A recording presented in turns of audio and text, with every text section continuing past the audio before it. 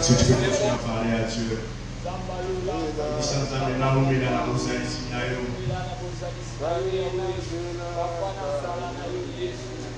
Bien, je veux rester là dans ta présence.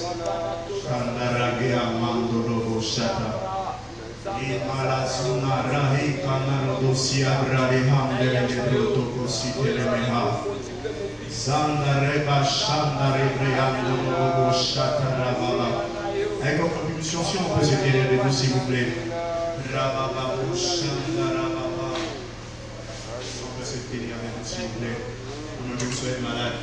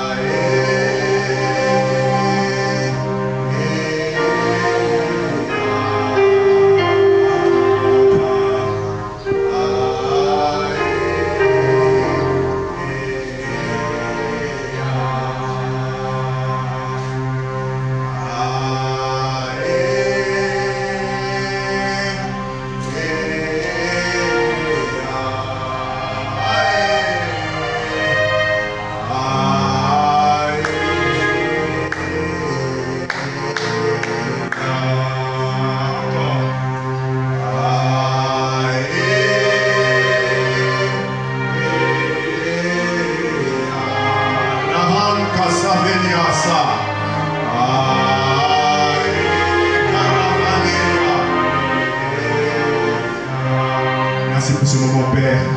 Merci pour ta parole. Merci de parler à un cœur en cet après-midi, oh Dieu.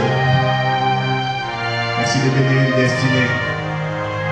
Au nom de Jésus-Christ, passe par ma vie, cette petite vase que je suis, pour transmettre le dépôt de ta gloire. Au nom de Jésus-Christ, Amen. Est-ce qu'on peut acclamer très fort pour le Seigneur? On peut le faire acclamer plus fort pour le roi. C'est lui qui est vivant. Les démons, il est revenu à la vie et il tient les clés de la mort et du démons. Est-ce que quelqu'un peut bien acclamer pour le Seigneur? Alléluia. Il mérite l'honneur. Il mérite la gloire. Et en fait, après-midi, il a prévu de faire du bien à un homme, à une femme qui s'est disposé pour le chercher. Il est vivant. Il est présent, Seigneur. Son nom c'est Jésus. Son nom c'est Jésus. Alléluia. Gloire à Dieu. Si vous voulez rasseoir, tu peux saluer ton voisin de gauche et de droite. Est-ce que tu peux saluer ton voisin? Aide-moi à saluer ton voisin.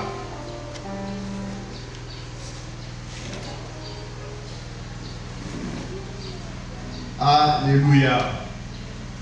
Je rends grâce à Dieu pour ce moment. Ce n'était pas facile d'arriver ici parce que chez nous là-bas, il a déjà commencé à pleuvoir. J'ai quitté sous la pluie pour arriver ici. Donc c'était vraiment un calvaire. Mais Dieu nous a fait grâce d'être là. Alléluia. Et je ne pourrais pas commencer mon message sans être reconnaissant envers le comité de la jeunesse pour cette marque de confiance. Que Dieu vous bénisse. Amen. Nous allons continuer avec le thème de la fois passée. Tous ceux qui étaient là se rappellent de ce que nous avions développé. Et le thème est tiré de notre passage de l'Évangile selon Marc, chapitre 4. Nous lirons à partir du verset 35 jusqu'à 41. Marc, chapitre 4, 35 à 41. Je lis au nom de Jésus. Amen. Ce même jour, sur le soir, Jésus leur dit, passons à l'autre bord. Après avoir envoyé la foule, ils l'amenèrent dans la barque où il se trouvait. Il y avait aussi d'autres barques avec lui. Il s'éleva un grand tourbillon et les flots se jetaient dans la barque au point qu'elle se remplissait déjà. Et lui, il dormait à la poupe sur le coussin. Ils le réveillèrent et lui dirent, Maître, ne t'inquiètes-tu pas de ce que nous périssons? S'étant réveillé, il menaça le vent et dit à la mer, silence, tais-toi. Et le vent cessa et il y eut un grand calme. Puis il leur dit, pourquoi avez-vous ainsi peur? Pourquoi n'avez-vous point de foi? Ils furent saisis d'une grande frayeur et ils se dirent les uns aux autres, quel est donc celui-ci à qui obéissent même les vents et la mer? Amen. Est-ce qu'on peut bien acclamer pour la parole de Dieu? Passons à l'autre bord. Nous allons parler de beaucoup de choses la fois passée. Je n'aurai peut-être pas le temps de revenir là-dessus. Mais vu que la plupart, à 80% n'étaient pas là, je vais faire rapidement 5 minutes une petite récapitulation pour nous aider à être dans le bain, à savoir de quoi nous parlons. En fait, lorsque nous disons passons à l'autre bord, nous sommes en train de parler d'une invitation à une nouvelle dimension. Alléluia. Amen. Nous allons essayer un peu de contextualiser ce qui s'est passé de l'autre. À l'époque de Jésus, nous avons un peu essayé de ramener cela maintenant et de tirer certaines vérités qui peuvent nous aider à marcher avec Dieu. Et nous avons dit que passer à l'autre bord, passons à l'autre bord, cette phrase est une invitation. C'est un appel que le Seigneur nous lance à une nouvelle dimension. Et nous avons dit que la vie avec Dieu, ou de manière générale, la vie sur la terre a plusieurs étapes. Et lorsque David est en train de parler dans le psaume chapitre 139, il dit que avant que je sois formé dans le sein de ma mère, tu me connaissais et dans ton livre était inscrit tout le jour qui m'était destiné avant qu'aucun d'eux n'existât. C'est-à-dire que Dieu, avant qu'il ne nous envoie sur la terre, il avait écrit tout le scénario de notre vie. Alléluia. Amen. Alléluia. Amen. Donc notre vie maintenant ressemble à un voyage, notre vie ressemble à un parcours. Et nous avions parlé de passer à une autre dimension. Et nous avions dit que la vie de l'homme sur la terre, et précisément la vie avec Dieu, est faite d'étapes. D'accord? C'est une croissance, c'est une évolution. Voilà pourquoi nous rencontrons dans la Bible des expressions comme de gloire en gloire. Dans 2 Corinthiens chapitre 3, verset 18, puisque vous soyez transformés à la même image de gloire en gloire. Dans notre version, on dit d'une gloire à une gloire supérieure. Pour dire que la gloire, elle est pleine. Mais notre expérience de la gloire, d'accord? Il faut faire une nuance. La gloire de Dieu est pleine. La gloire de Dieu elle-même, elle est pleine. Elle est entière. On ne peut pas la cerner. Mais nous-mêmes, lorsqu'il s'agit d'expérimenter cette gloire, nous l'expérimentons par dimension. Ça va? C'est un voyage. Voilà pourquoi nous voyons même dans Jean chapitre 1, lorsque la Bible parle de la parole, elle dit que la parole a été faite chair, elle a habité parmi nous pleine de grâce et de vérité. Nous avons reçu de sa plénitude, donc grâce sur grâce. La grâce, elle est pleine.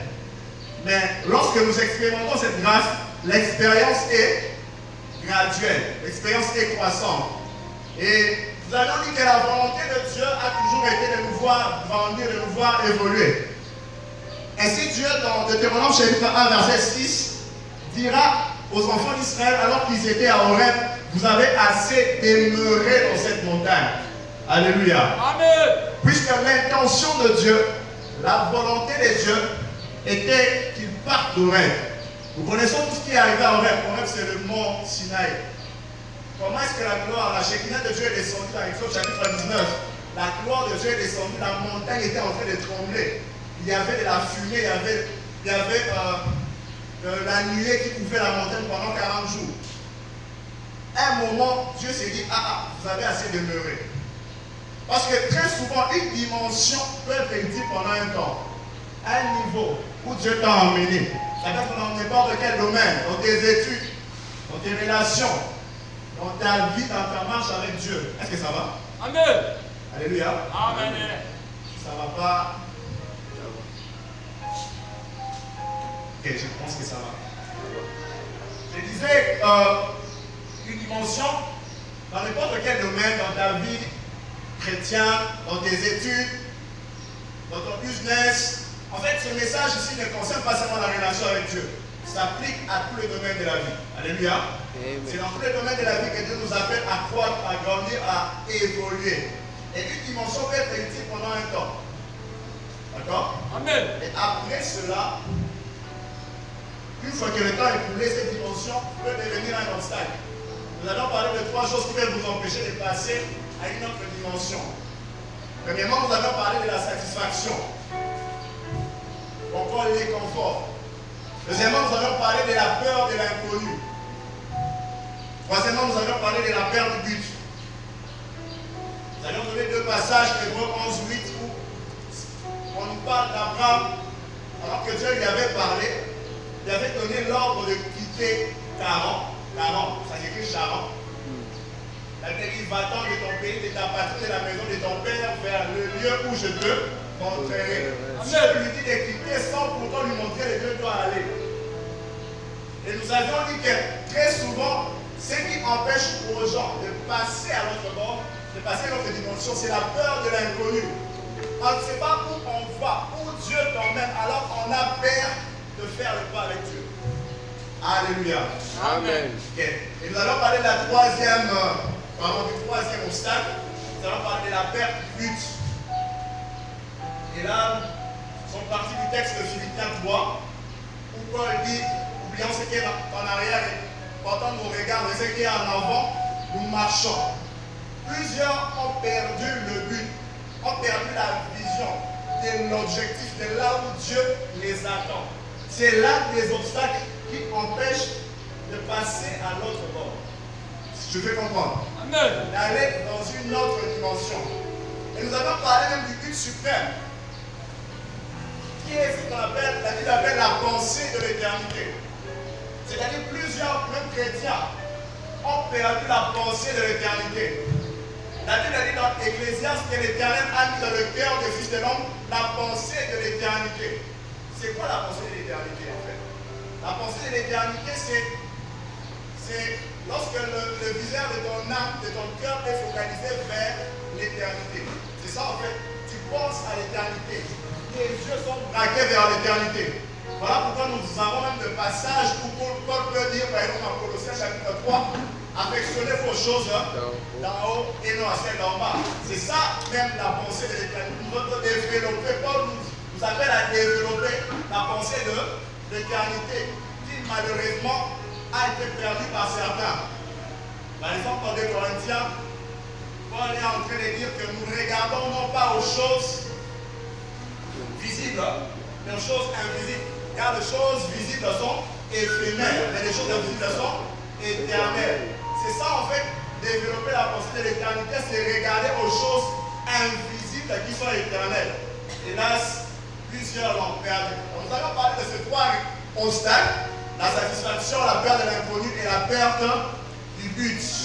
Nous avions dit que la gloire qu'on rencontre sur un rêve ne doit pas t'empêcher d'avancer, car la nuée qui a couvert un rêve est capable de marcher avec toi dans le désert. Alléluia. Amen. La même nuée qui a couvert la montagne de Sinaï pendant 40 jours et 40 nuits est la même nuée qui a marché avec les enfants d'Israël dans le désert. Donc pas besoin de rester à Sinaï, parce que la même nuée marchera avec toi jusqu'à la terre promise. Alléluia. Amen.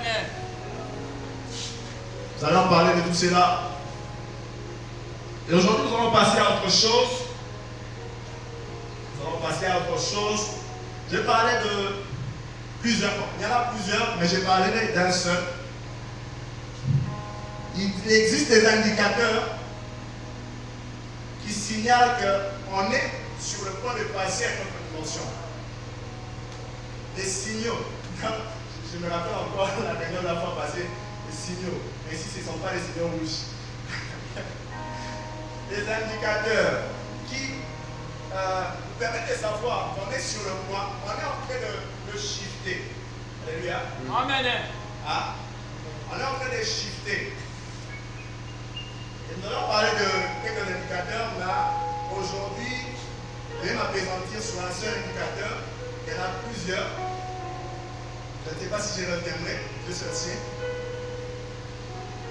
Premièrement, nous allons parler de l'instruction divine. Je vais dire à mon voisin l'instruction divine. L'instruction divine. C'est-à-dire que chaque fois que Dieu est sur le point de te faire passer vers l'autre bord, il te parle. Alléluia.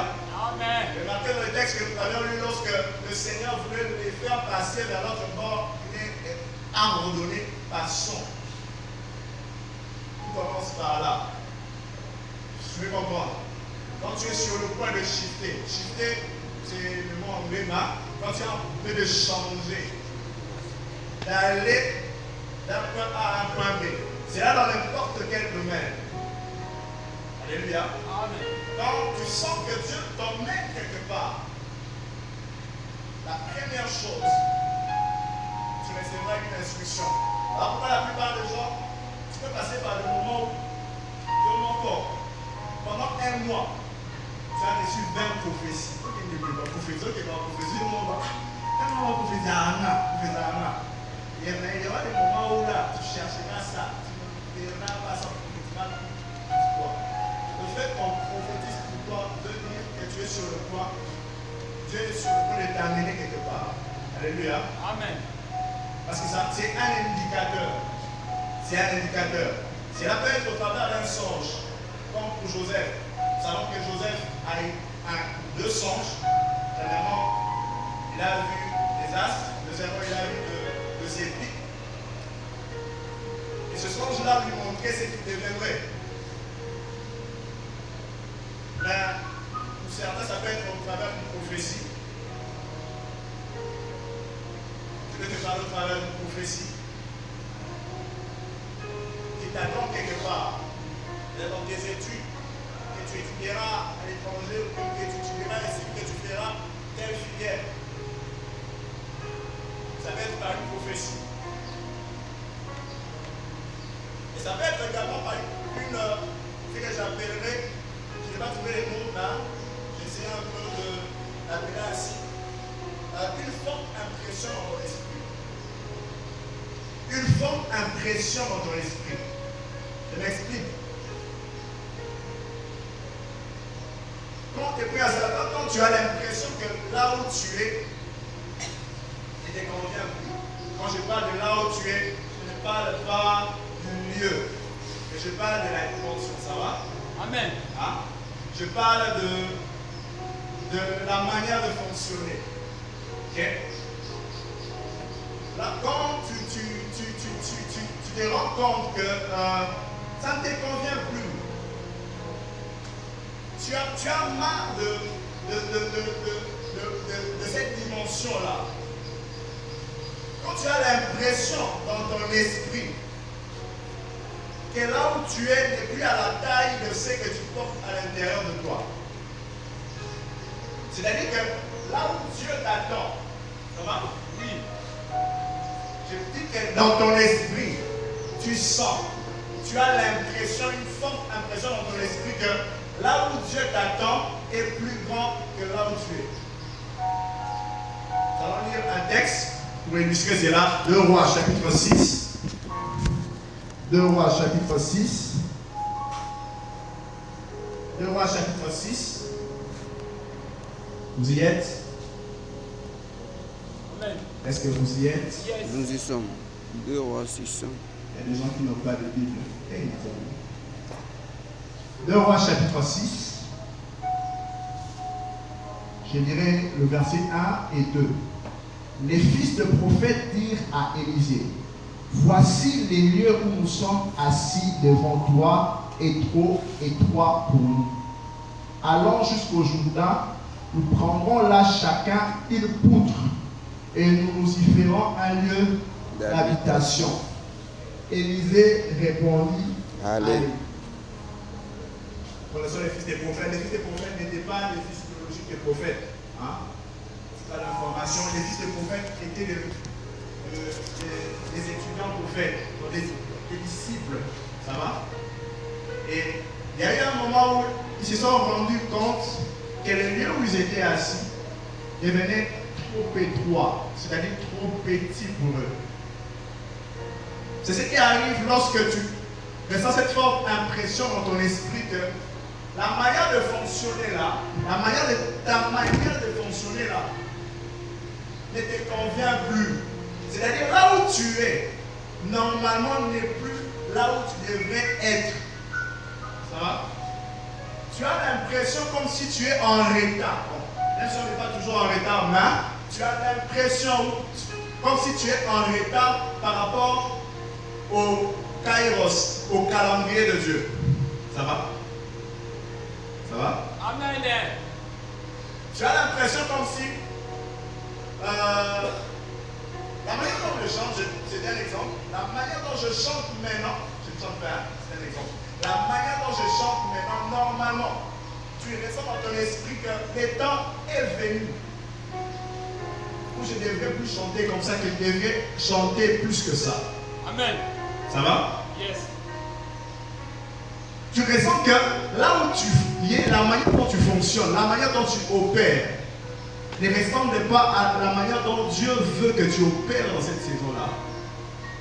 Ça peut être un indicateur, un signe que Dieu est sur le point, ou bien Dieu t'appelle à passer à l'autre bord. Amen. Alléluia. Yes. Alléluia. Amen. Ça va? Yeah. Ok. Ça peut être un indicateur. Un indicateur. C'est lorsque au fond de toi, tu sens que là où tu es n'est plus à la taille de ce que tu portes à l'intérieur de toi. Ce que tu portes à l'intérieur de toi. De ce que tu es censé libérer. Parce que nous devons le savoir que nous sommes, c'est comme nous sommes là, nous sommes serviteurs les uns des autres. Et nous sommes censés apporter un plus. La Bible dit que chacun met au service des autres le don qu'il a reçu de Dieu. Amen. Donc chacun de nous est censé jouer le rôle des dispensateurs. C'est-à-dire que tu es un canal. Le don ne t'appartient pas. Tu es un canal par lequel Dieu déverse ses dons afin de servir ceux qui sont autour de toi. Mais tu dois comprendre le temps. Voilà pourquoi il est important, comme les fils d'Isaac, dont la Bible parle. La Bible dit qu'ils avaient l'intelligence des temps pour faire connaître à Israël ce qu'il devrait faire. Parce que la Bible dit qu'il y a un temps pour toutes choses sous le soleil. Il y a un temps pour manger, il y a un temps pour boire, il y a un temps pour naître, il y a un temps pour mourir. Même dans ta vie, même dans notre vie, même dans les voies de Dieu. Quand je parle des voies de Dieu, c'est la manière de Dieu de fonctionner, la manière de Dieu de faire les choses. Il y a un temps pour tout, même dans ta vie. Alléluia. Amen. Et tu dois être de ceux-là qui ont, comme le fils d'Issachar, l'intelligence de temps pour comprendre qu'en ces temps-ci, Dieu me veut là-bas. En ces temps-ci, Dieu ne me veut plus là-bas. Dieu ne me veut plus ici. Dieu me veut ailleurs. Alléluia.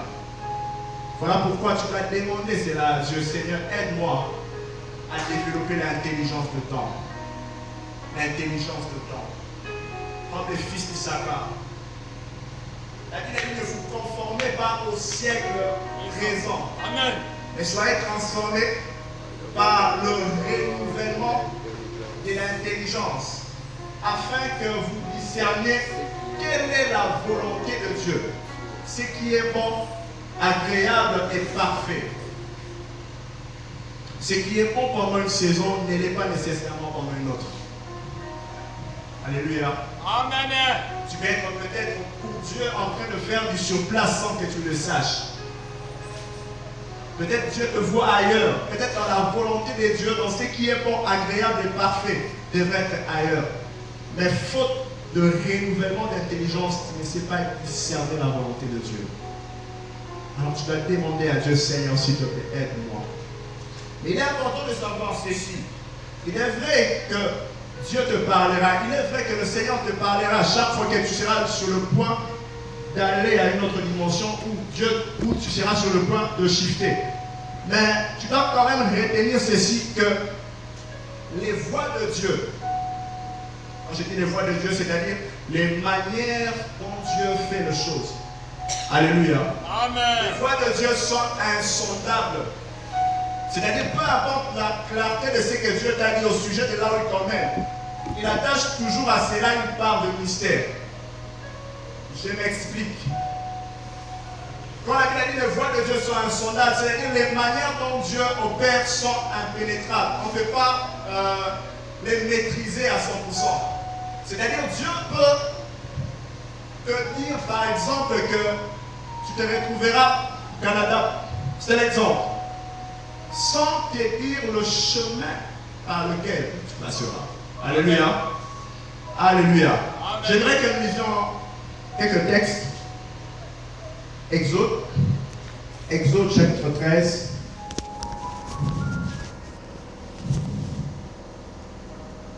Exode chapitre 13. Exode chapitre 13.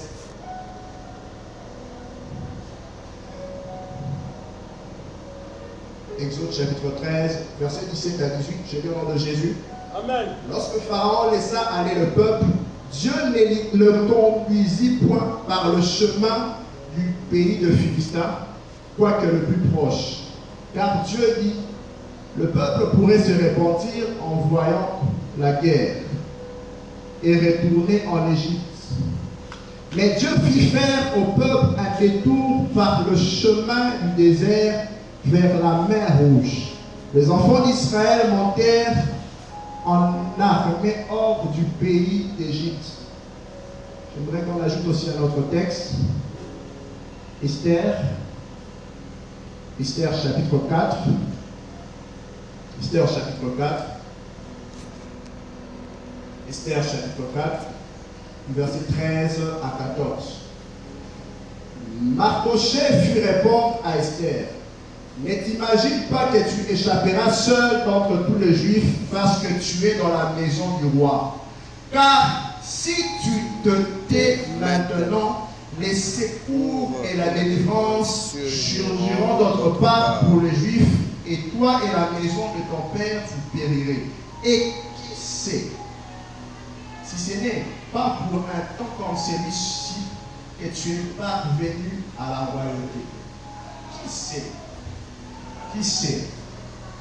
Exode 13, la Bible nous apprend que l'Éternel leur a fait un détour, donc a fait faire aux enfants d'Israël un détour,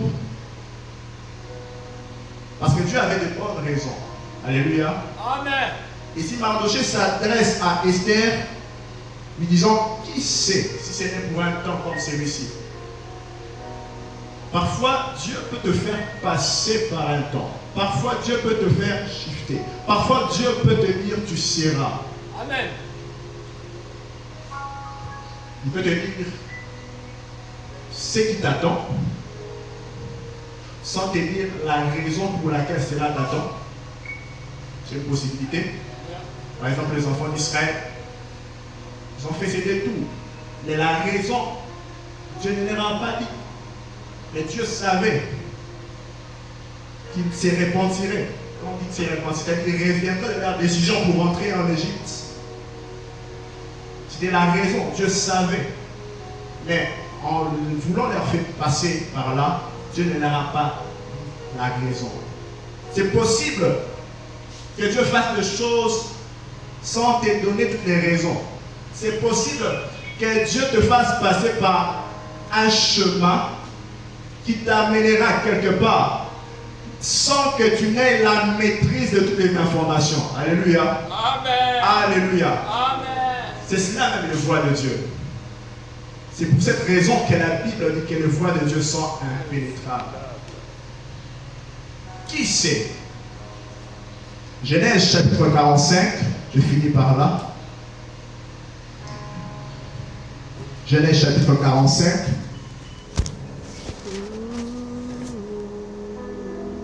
Versets 3 à 8. Joseph dit à ses frères, je suis Joseph. Mon père, dit-il encore. Mais ses frères ne purent lui répondre, car ils étaient troublés en sa présence. Joseph dit à ses frères, approchez-vous de moi. Et ils s'approchèrent.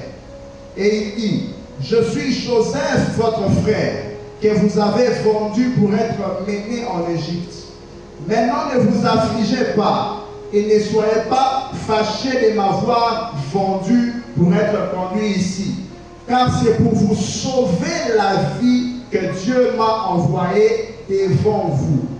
Voilà 2 ans que la famille est dans le pays et pendant 5 années encore, il n'y aura ni labour ni moisson. Dieu m'a envoyé devant vous pour vous faire subsister dans le pays et pour vous faire vivre une grande délivrance. Ce n'est donc pas vous qui m'avez envoyé ici, mais c'est Dieu.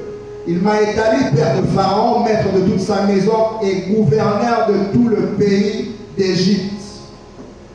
Joseph leur dit, ce n'est pas vous qui m'avez envoyé ici, mais c'est Dieu.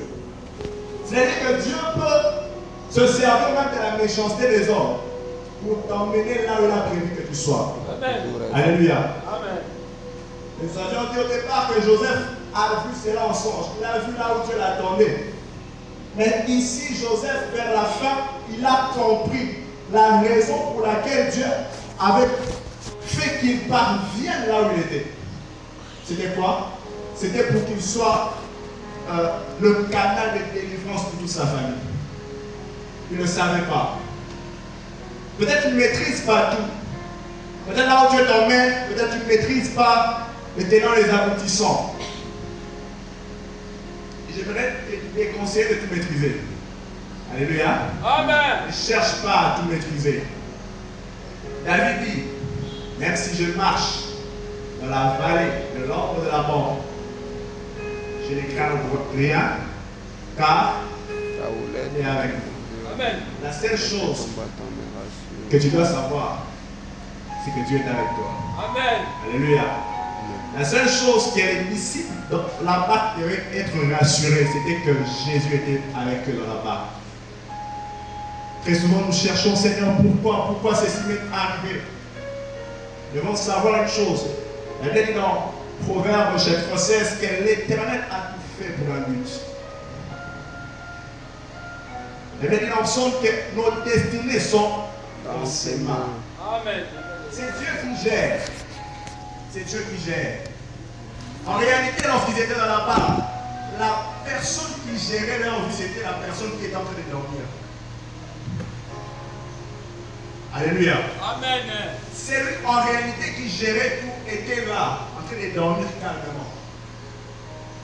Donc, ce que les disciples devaient faire normalement, c'était de faire quoi? D'adopter la même attitude que Jésus. Alléluia. Amen. Tu dois être rassuré parce que le Seigneur est avec toi. Peu importe le chemin par lequel il te fera passer pour arriver dans le veut que tu arrives. Lui seul connaît les raisons. Lui seul connaît là où il t'emmène. Mais ce que tu dois savoir, la seule chose que tu dois savoir, c'est qu'il est avec toi et cela suffit. Il est avec toi, cela suffit. Il dit que même si tu marches dans le feu, je serai avec toi. Amen. Même si tu marches sur les eaux, je serai avec toi, les eaux ne te submergeront point. Il est possible que un environnement qui pouvait engloutir les autres, il est possible que les eaux qui pouvaient submerger les autres deviennent un environnement propice pour toi à cause de la présence de Dieu, à cause de la présence du Seigneur à tes côtés. Ne demande pas de trop chercher. La prophétie c'est bien. Dieu parle. Je l'ai dit, c'est l'un des indicateurs pour savoir qu'il est sur le point de t'amener dans une nouvelle dimension. Mais au-delà de tout cela, tu dois savoir faire confiance à Dieu. Alléluia. Alléluia.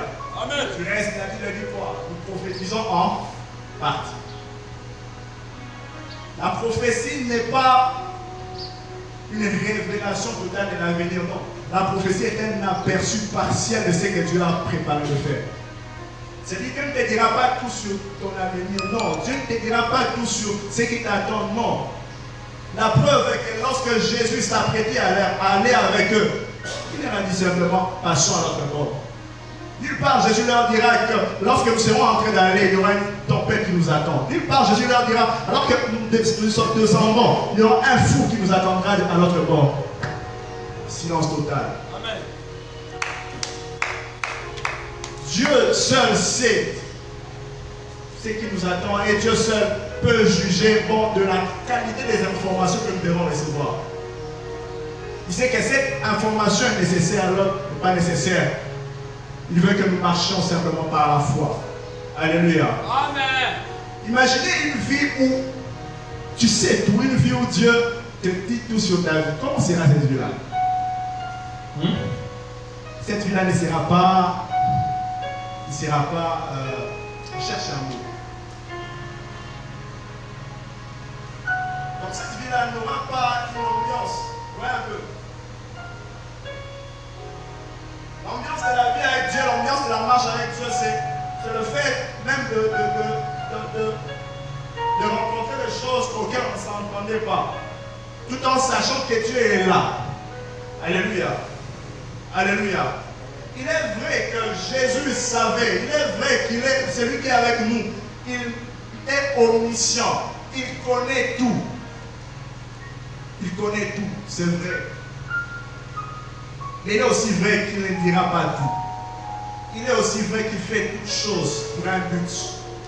Et s'il a prévu de te faire passer par ce chemin-là, même s'il te dit qu'il te dit ou non, sache que les eaux ne te submergeront pas. Il y a une chanson que nous chantons souvent. Nous disons qu'il n'a pas dit que tu coulerais, il n'a pas dit que tu sauverais. Il n'a pas dit. La seule chose que Jésus a dit, c'était passons. Simplement, passons. C'est la seule parole. Il suffisait aux disciples de s'accrocher à cette parole de Jésus. Hélas, les disciples sont accrochés à l'agitation qui est autour d'eux. Et conséquence, leur cœur a été agité. Ne permets pas à l'environnement autour de toi, ne permets pas aux choses autour de toi qui sont contraires à la parole que tu as entendue. À l'impression que tu as au-dedans de toi, que Dieu est en train de t'amener quelque part, d'agiter ton cœur et de te faire perdre la confiance en Dieu. Sache-le, malgré tout ce qui peut arriver, la Bible dit, aucune parole de Dieu ne peut tomber à terre. Alléluia. Aucune parole de Dieu ne peut tomber à terre. Peu importe ce qui peut arriver sur le chemin de l'accomplissement de cette parole, la parole de Dieu finira par s'accomplir. Alléluia. Amen. La parole de Dieu finira par s'accomplir. Là où Dieu veut t'emmener, il t'emmènera certainement. Il t'emmènera certainement. Mais c'est à toi d'avoir la bonne attitude. C'est de se confier en Dieu. Est-ce que nous pouvons nous lever s'il vous plaît, nous allons prier. La bonne attitude qui est celle de se confier en Dieu. Peut-être tu as reçu une instruction de la part de Dieu. Peut-être Dieu t'a parlé en songe, Dieu t'a parlé en vision, par une prophétie, que sais-je. Tu sais, tu sens, tu as l'impression au plus profond de toi que Dieu t'emmène quelque part. Mais j'aimerais te dire ceci, que tu ne maîtriseras pas tout, que les voies de Dieu sont impénétrables. Peu importe combien